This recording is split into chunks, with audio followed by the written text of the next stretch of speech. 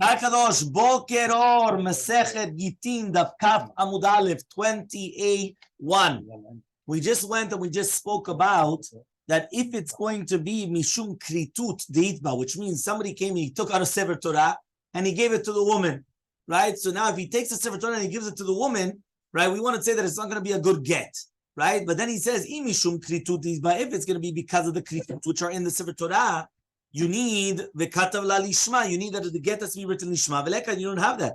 Vechitim, and if you're going to tell me lechush, we're going to suspect dilma akdi v'ayiv lazuzah lesafra meikara. And from the beginning, he gave money to the sofer to write a sefer kritut. Habayinan shina shmo shema shemiro v'shemira. Veleka, says 1 second. You need that it has to be written in the get, the name of the husband, the name of the wife, right? The name of the city, and you don't have that. You need to have names. In a Sefer Torah, there's no names. Imagine a person doing Achnasat Sefer Torah, and before they gave the money to the Sofer, right? Before he gave the money to the Sofer, he comes and he tells the Sofer, Aseli Tova, do me a favor, right? This is the get for his wife, just in case. Fine, even if he did that. Yeah, he did that. Yeah, and then he's got the, it's his 70th year birthday, whatever it is. He's getting a Sefer Torah, and now he says, here, honey, you want to hold it? Here, Bechavot. Right, that is the kitech, and he gives it. But 1 second, you still don't have the name of the man, the name of the woman, and the name of the city. You need all three. So says the Gemara. Rav Yosef, my kamashlan. So what is the chidush saying of Rav Yosef that he says you could be magaresh through the pasuk v'katav la sefer kritut, right? So he says she'en memilin al gabe memilin. Rav Yosef was not coming to teach you this in itself. Right, that if you're going to, but rather that the ktav of memilim is not going to be nikar on something else, which is going to be memilim, and therefore he comes and he says, right, and therefore that's why it's not considered chashuv ktav, it's not considered a ktav, and therefore he comes and he says, and that's why it's not going to be considered a get. Okay, fine. Amar Rav Chasta, says Rav Chasta, get sheketavo shelo lishma. Imagine right now they wrote the get and was not lishma. So then they wrote over, right, on the get, lishma, on the previous get. So they already wrote the entire get, but it wasn't written lishma. So they have to write it over again. They wrote down the entire thing. So banu lemachloket between Rabbi Yehuda and Rabbanan. This comes to the machloket between Rabbi Yehuda and Rabbanan. The Tanya, as we learned in a braita, hare shaya tzarich lichtov et Hashem, right? V'nitkaven lichtov Yehuda. Right? V'ta'a v'lo itilbo dalet. Imagine the person had to write Shem Hashem. He had to write Yud Ke Vav Ke. Now, the person, he didn't have in mind Yud Ke Vav Ke. He wanted to write down Yehuda, right? Which is an extra dalet. That's all that it is, right? Yehuda is just an extra dalet. Other than that, it's exactly the same. Yud Ke Vav Ke. Right? You just have a dalet. Yeah. Right? That's why in Morocco, right, there were many places, right? Not only Morocco, other places as well, the Yehuda, they would put an aleph instead of a hey. And there was a difference. Some people put the aleph at the end, so it would be like Yud K, and then no, שזה לא יהיה ממש כמו שם השם. בגלל זה נראה כמו שם השם, רק הדלת. אם עושים את הדלת, קצרה. כן, קצרה, אבל אפילו בלי זה, זה כמו ממש י' כו' רק עם אבל אנחנו במרוקו, הרבה פעמים, they used to do the first hey into an aleph. So you don't have the Yud K. So immediately there was Yehuda, like Yod Aleph, Vav Daled Hey. So that if you don't have the Yud Ke Vav Ke plus the Yehuda, they would do with the Aleph. Look in many of the Sfarim Yeshanim or Bikvarim on tombstones, or many of the old books. In old books, you'll see that it was written Yehuda, like a Yud Aleph. Yeah. You understand? Fine. So what happened was this person had to write the Shem Hashem, Yud Ke Vav Ke. Instead of writing Shem Hashem, right, he was going to write Yehuda. But he forgot the Dalet. He forgot the Dalet. So actually, he did write Yud Ke Vav Ke, but he didn't have kavanah for Yud Ke Vav Ke. He had kavanah for Yehuda. Yeah, but he just missed out the Dalet. Ma'avir elav kulmus. He comes and he writes on it again. Yeah, umekadesho, and he sanctifies it. So all he has to do is he writes it over again, and now on top of it, like a ktav al ktav, right? That's what he's doing on a writing on top of the writing, and it's going to be good. He's going to sanctify it. These words are Yehuda. Hachamim come and they say, En Hashem min hamuvchar. This was not written properly. right? Which means, or the best way. But he says, and therefore it's going to be pasul. Yeah? So therefore it comes out, right? There's a whole question here, because when it says in Shemi Mubukhar, it's mashma just that it's not the best, but it's not mashma that it's pasul. But here it says it's mamash pasul, right? So he comes and he says here, however, though, right, when you're going to do that, you see that it doesn't work. So the same thing with the get. According to Rabbi Yehuda, technically it should be okay, but according to Chachamim, the get is pasul. So Amar Rabbi Aha bar Yaakov, says Rabbi Aha bar Yaakov, Dilman Lohim. No, maybe it's not exactly correct what we just said now. Ad kan lo kamni Rabbanan hatam. When do the rabbis argue on coming and writing over? Tebaina ze liven vehu, because we have the concept of ze liven vehu, right? Which means that we have to beautify Hakadosh, we have to beautify the mitzvot in front of Hakadosh Baruch Hu. We have to make a sukkana, lulavna, shofrana, yitzina, all these beautiful things, right? And therefore, even the name of Hakadosh Baruch Hu has to be written behidur. See, written nicely. Beleka, you don't have that over here. Aval hacha, but to do the get, Chachamim don't argue on it. Meaning like this: in a Sefer Torah, at the end of the day, you wrote Yud Kevavke. That's what you wrote. Your kavanot, right? I don't care about your kavanot. What did you write? You wrote Yud Kevavke. You had Shara kavanot that you wanted to write Yehuda, but at the end of the day, what did you write? Yud Kevavke. So he says, but what's lacking here? Zeli Vandem. You didn't do a beidur. Because even though you did write the Yud Kevavke, it wasn't with the kavanah of Yud Kevavke. You had kavanah of Yehuda, and you messed up. So therefore, since you have to do Zeli Vanvehu, and you have to write a nice Sefer Torah, and that's why the Sefer Torah has to be beautiful. So therefore, okay, fine, it makes sense. Fine, okay, Chazak Baruch. He says, but a get, does a get have to be Zeli Vanvehu? You have to write a nice get. Maybe you should get an artist. We're gonna get you doctor. I'm gonna make a lot of money, right? I get the commission. Yeah, we get an artist to come and he's gonna make a beautiful thing on the get on the outside. Anyway, you know what they do? They get 5 minutes after they write it, right? After they come and they read it, right? They fold it, right? They fold it into like looks like almost like a credit card, right? Much how they fold it up, right? And then they come, they give it to the husband, and again in the front of the edim will read it another 2 or 3 times, one before giving over, one after giving over, like we learned yesterday, and then they put it. He gives it over to the wife. Fine. Once it gets into the hand of the wife, they come, they give it back to the bedin, right? And 2 minutes afterwards, what does the bedin do? They come and they cut it.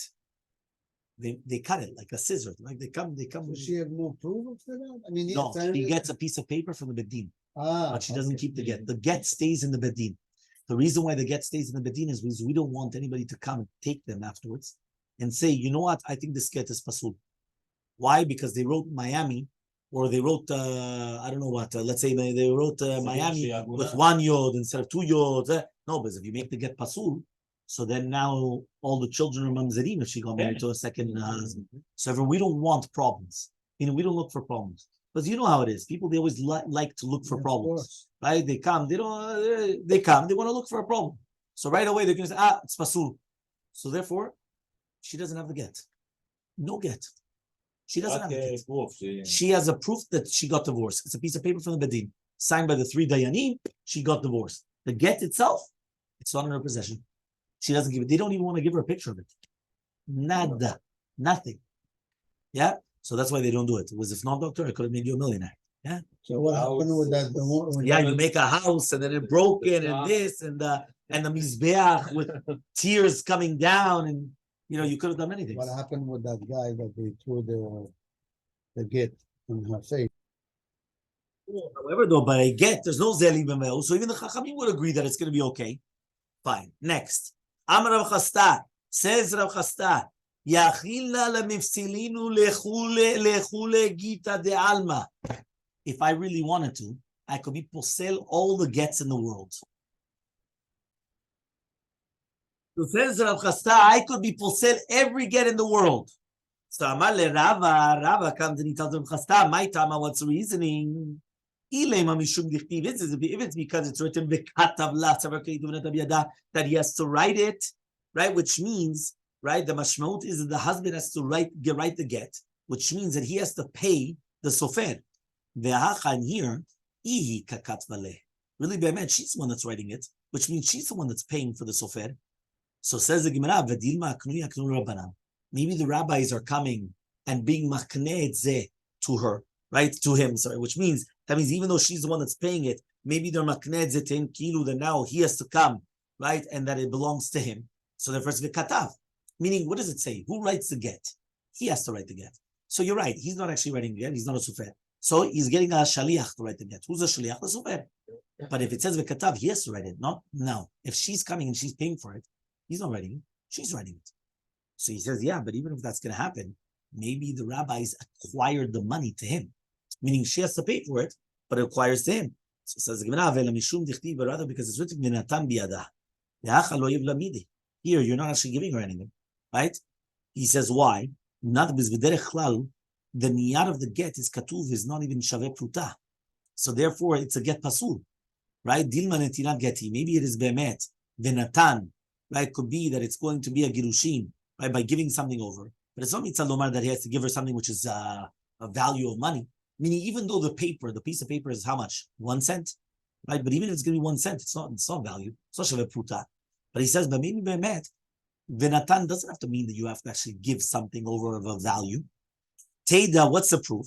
The shalchu mitam, as they sent from there, right, from Eretz Yisrael, right, shalchu lechachmei Bavel, sheketavo al isurei hana'ah. Even if they wrote a get on something which is going to be a surah na'ah, right? For example, let's say it was on the skin of a shorani skull, meaning they had to come and they had to stone this ox. Before stoning the ox, they skinned the ox, which remember, shorani skull is a surbana, you're not allowed to benefit it. They have to stone it. They skinned it, and then what happened is that they used its skin, right? Its skin, right, to write a get. So even though it's going to be on isurei hana'ah, it's still going to be kosher. So you see from here, even though there's no erech, that means there's no value, monetary value at all, it's still going to be kosher. Okay, so that's a proof. So the Gemara is going to go back and say exactly what we just mentioned now. By the way, it is actually brought down that one of the reasons why, right, there's actually going to be a big thing in whether it's nowadays, in the olden days, that they made like a special takana that the woman would pay for the get many times. And the reason why is because sometimes nowadays depends who's the one that's asking for the get. But the reason why is because in the olden days, they didn't want it that he should leave her in a guna just not to pay for the sufer. Remember, the get could cost $700, $800. So it's a lot of money. Yeah, they come and they say, what? This, that. But the truth is, listen, it's a lot of work. You have to pay, right? The rabbi, the edim, because here the edim are paid to become on the get.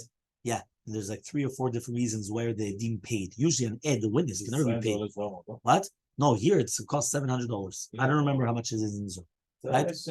No, but it's no, because probably maybe from the Medina they get it. Yeah, it could be. Okay, fine. But technically speaking, right, they have to, it's subsidized, but still, right, you have to pay. So now what happens? What happens is one of the reasons is schar batala, right? Because at the end of the day, they're wasting their time. But another reason why is you're paying them because now they become prohibited to the woman. Meaning the one that signs on the get can never get married to this woman. The reason why is because if not, we would suspect that maybe a guy would come, he would sign in the get in order that he could get married to her. You're rushing it. Right? And then he's no. You signed on a get. You're never allowed to get married to this woman. You're never allowed to get married to this woman. So because of that, right, they came, right, and they said that the kilu, you have to pay them because kilu, now they're prohibiting people onto them, right? So you have to pay them. Fine. But anyway, that was the reason why you pay the edim. But you also have to pay, right? Also, the woman pays. Why does the woman pay? The woman pays. If not, the husband could say, you know what? I don't want to give a get. Why? It's too expensive. So don't worry about it. She's the one paying. Nowadays, usually depends who's asking for it.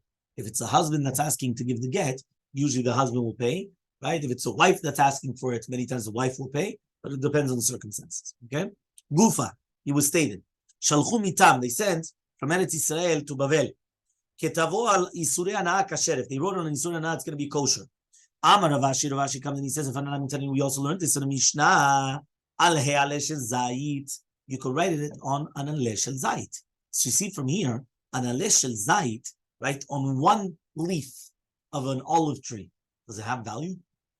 No matter how expensive olives are, right? A leaf of an olive, there's no value there, right? So the answer to the Gemara, maybe it's different than aleh shel zayit. That it could be mitzaref, it could combine with other ones, right? Or to give it to an animal, or to lie down on it. So therefore, you're right.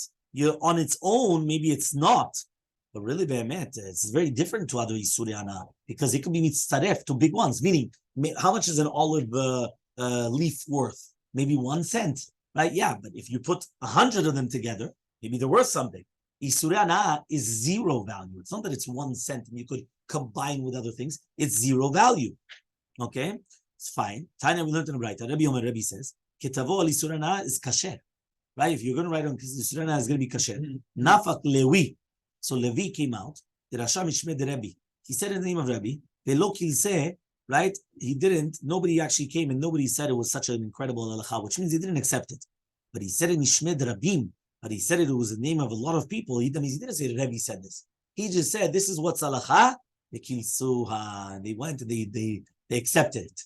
Meaning the right kalseh, kales is to praise, right? So therefore, right here when they praised it, it means that they accepted it. Because they came and they praised it. So almas you see from here, the halacha is like him. Right? What does that mean? The halacha is, right? That means we see from here the Levi was mitametz kol kach to make sure that that's the halacha, like Rabbi. Okay? Fine. Tana Rabbanan, we learned in the Braita. V'katav v'lo v'chakak. What does that mean? It says v'katav la'savritut. You have to write it. It has to be k'tiva kshera. It cannot be an engraving. It cannot be a chakikah. So says the Gemara, you're going to tell me now that engraving is not considered writing? Meaning we have a contradiction. If an Evet Krani, right, he's going to go out from his master, right, with a ktav, which is chakuk, on top of a tabla, on top of a wood, right, or a pinkas. It's going to be a good liberation. He's going to be free. However, not on a ktav, which is going to be written, right, on like a tfira, like on a sewing, on top of a kova, on top of like a woolen hat of a woman, or on top of a tachshit of tzemet. So there it doesn't work. Says, but you see from here, the chakika does help, but tfira does not help. So Amar Rabbi Lazar says, Ula name Rabbi Lazar, like I said, it's not a question.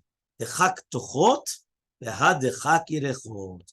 The first writer that's talking about the chakika is not considered a ktiva, meaning engraving is not considered a chakika, is talking about the chakak betavla around the letters.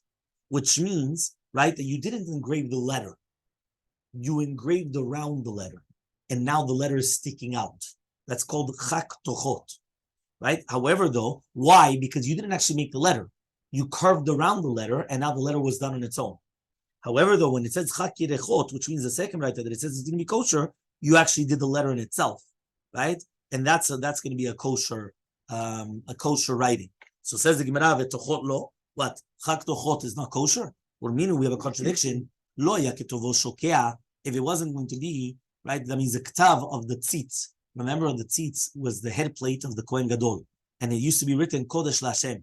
So there it says, you wouldn't write the ktav on the tzitz, shokea, which means engraved, right? Leomek, ela bolet. It used to be outwards, like dinare zahav, right? Meaning, when you take a coin, right? I don't have a coin on me. But when you take a coin, right? What do you have on the coin? The coin, right? Is it engraved or is it on the outside? No, it's on the outside, right? Which is popped out, right? That means when you come and you take it, you feel, right? It's not flat and it's going inside. It's on the outside. It's sticking out, right? So he comes and he says like this. He says here the tzitz was exactly that.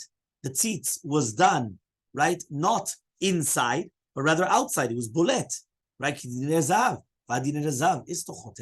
In order for you to get it that way, you're doing chat tochot.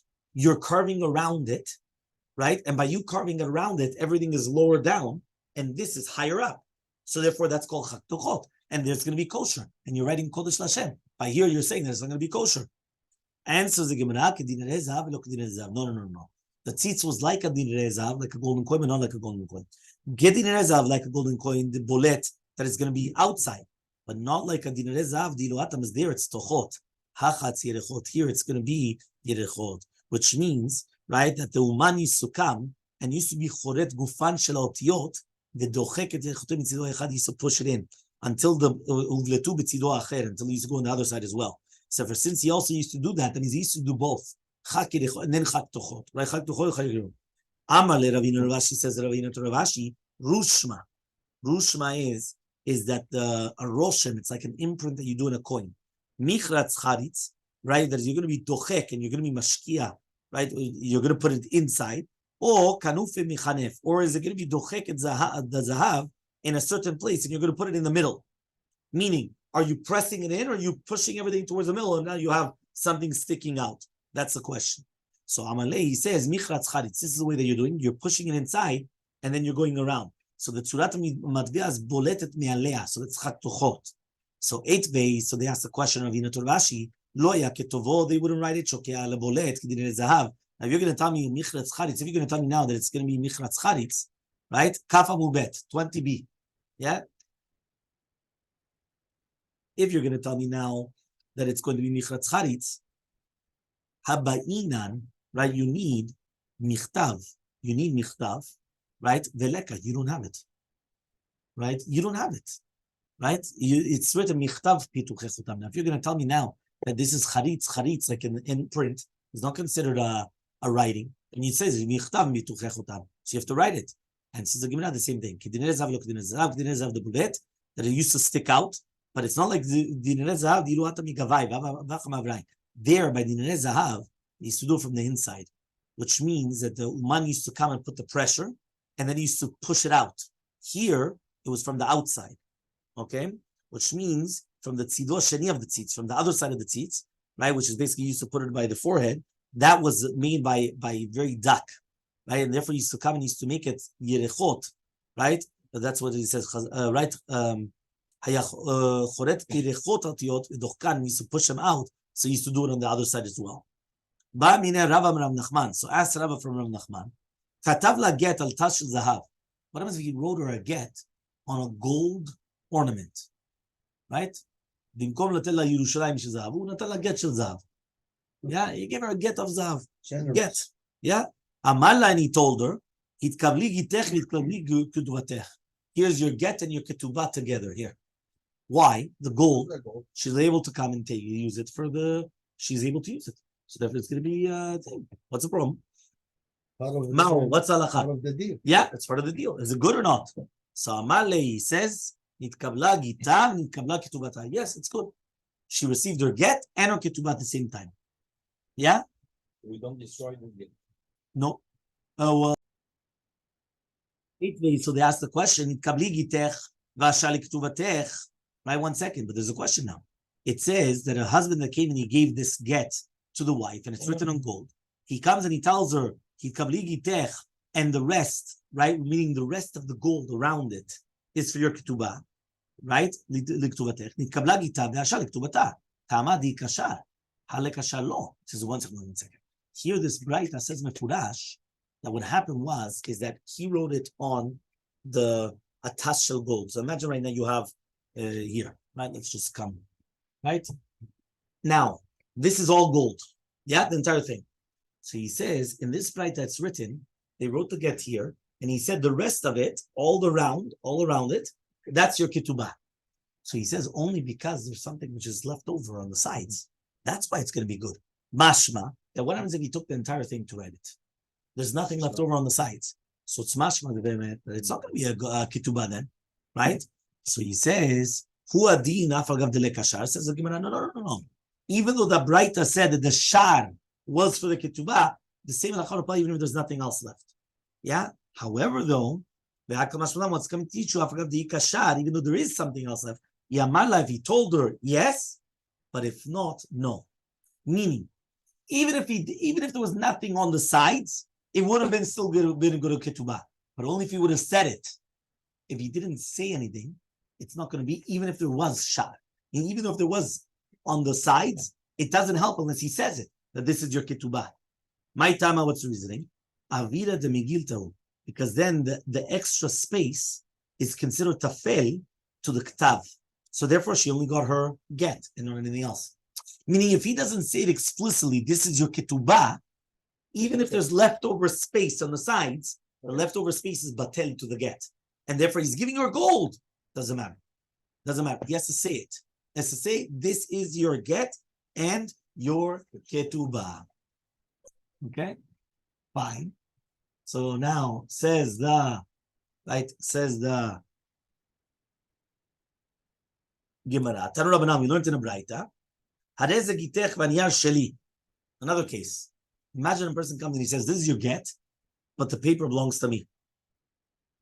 Right? So now it's not a sefer kritut anymore. Why? Because the letters are in the air.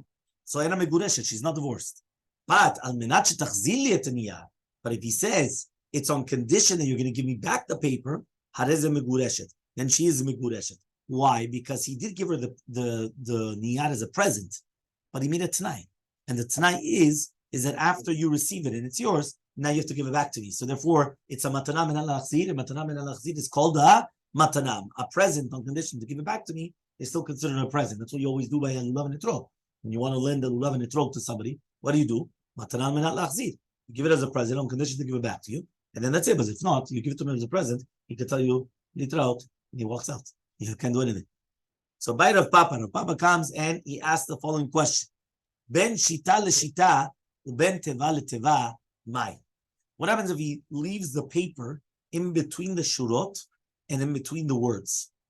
Yeah, meaning he comes and he says, "This areze kutuvat, areze gitech," but the words, not the words, the paper, which is in between the words and in between, right? All these things is mine. What's halacha? Yeah, what's halacha? So says the Gemara, we don't have an answer. So says the Gemara, why don't we just take it out? The Torah says that it's going to be one sefer and not 2 or 3 sfarim. What does that mean, one sefer and not 2 or 3 sfarim? When the Torah says v'katav la sefer kiritut, it has to be one sefer. Here, it's kilu, each one is another sefer. Because kilu, you have empty space which is not here. So that's one book, another word, and each one is kilu on another sefer. Says the Gemara, no, what do we deal with? The meorah, which means the milim and the shurot of the get are mechubarim b'miktzat, the otiyot are a little bit extra, right? Which means until the next shurah. So therefore, ki'ilu, that it's going, the lamed is going into the chet, and the kuf, and so they're all ki'ilu interconnected. Okay? Nowadays, by the way, meorah, they do meorah, the Ashkenazim do it, not Sfaradim, but the Ashkenazim do meorah to make sure. Meorah means that, for example, when you're going to take the line, in between the lines, there's going to be spaces, right? But in between the lines that there's going to be spaces, let's say there's a nun sofit, they're going to make it a very long nun sofit, going almost like to the next line, basically.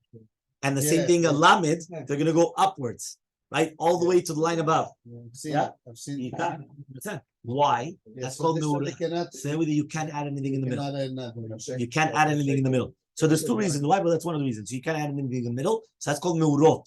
Meurot is what we just said here. It's kilu longer on the bottom and on the top. So kilu, it's cutting it off. Here. Hi, Rami Bar Chama. So Rami Bar Chama comes and he asks the following question: Hayu muchzakim be'eved shu shelo. Imagine right now, everyone knew that the eved was of this shayach to this certain person. The get katuv al yadon. He's got a get on his hands. Now he's in the hands of the woman. So one more time, everyone knew that this slave belonged to Mr. X. And all of a sudden, it's found by Mrs. X, and he's got a get written on his hand. What's halacha? Do we say that he went and he was maknet to the woman, right? The eved. And since the eved is in the reshut of the woman, it's a proof that he gave her the get. The get is written on his hand. And this is kilu her eved now. Or maybe or maybe we're going to say that the eved went on his own to the woman. And therefore the fact that he's in her possession is not a proof that he divorced her. But really, he just went. He probably, maybe the woman was nicer than the man. The man was a tough cookie. Yeah, so the woman, so it's not a proof. So Rava says, the tepuklik, the tav shechol is there for 1 second. Why don't we just say that it's not going to be megureshet? Why? Because it's ktav that you could be mizayef. Remember that a get, you cannot be mizayef a get. It cannot be written on something which can be mizayef. It cannot be written on something which you could forge. Here, it's written on his hand. You could erase it. You could forge it. So says the Gemara, fine. One second, but our Mishnah said it. Our Mishnah said that what happens if it's going to be on the hand of the Eved? How's it going to be on the hand of the Eved? So says the Gemara, it's good according to Rava. It's not a question. Rava with an aleph. Why? Because Rava said what?